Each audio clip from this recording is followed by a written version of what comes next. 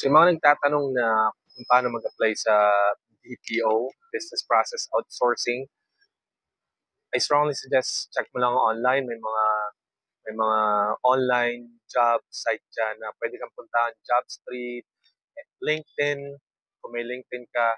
Kung wala ka naman LinkedIn, it's okay. Just create mo lang yung resume mo, your CV, and send it sa Jobstreet. Kung may mga kakilala ka na nag-work sa BPO or IPO, pasa mo yung resume mo sa kanila.